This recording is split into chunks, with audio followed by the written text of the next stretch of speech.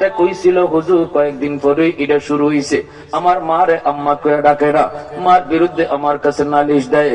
আমি তো প্রেম কইরা, আমি তো ভালোবাসা তারে বিয়ে করেছি, আমি তো বউয়ের প্রতি বড় দুর্বল। অফিস থেকে আসলে পরে মার বিরুদ্ধে আমারে নালিশ দেয়। আমি একদিন, 2 দিন, 3 দিন শুনতে শুনতে মার রুমে ঢুইকা মারে বকাবকি শুরু করলাম। মায় কই বাজান রে, বউয়ের কথায় তুই আমি মারে বকাবকি শুরু করলি। 3য় দিন 4র্থ দিন যায় মার গায়ে আমি হাত উঠাই ফেলছি। নাউজুবিল্লাহ, জোরে কর।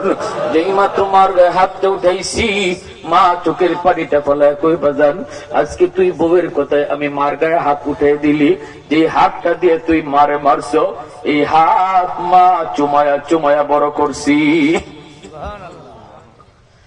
ঠিক আছে, যে হাত দিয়ে তুই মারছো, এই হাতটা যেন আল্লাহ পছায়া দেয়,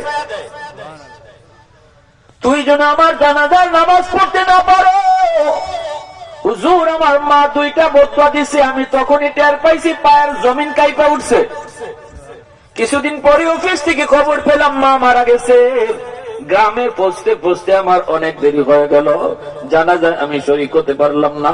মানুষদেরা কই বাবা অনেকক্ষণ তোমার জন্য অপেক্ষা করছি, আর দেশের মানুষ অপেক্ষা করতে চায় না। আমি কান্দিয়ে বলি বাবা তোমাদের কোনো দোষ নাই গো, আমি বুঝে গেছি আমার রূপ কোন জায়গায়। মার একটা বদুয়া কবুল হয়ে গেছে, আমি যেন মার জানাজা পড়তে না পারি।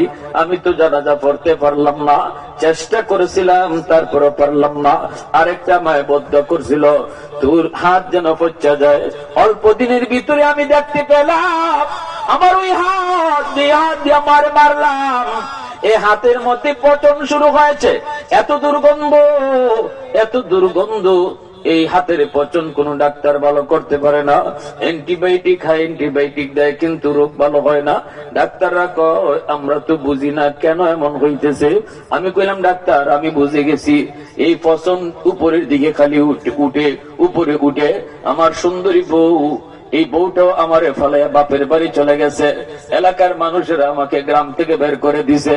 এখন আমি রাস্তায় রাস্তায় ঘুরি, রাস্তায় রাস্তায় ঘুরি, মসজিদে মসজিদে কান্দি, হুজুর আল্লাহ আমারে মাপ দিবনি, আমার এখন ঘর নাই, বাড়ি নাই, কেউ নাই, আমি মারে মাইরা দুনিয়াতে শাস্তি ভোগ করতেছি। এজন্য রাসূল কয় মা বাবার কলিজায় যেই সন্তান আঘাত দিবা, তোমারে মরণের আগে আগে আল্লাহ দুনিয়াতে নগদ শাস্তি দিব।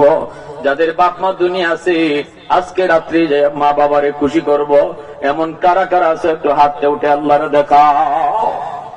আল্লাহ তুমি কবুল করো।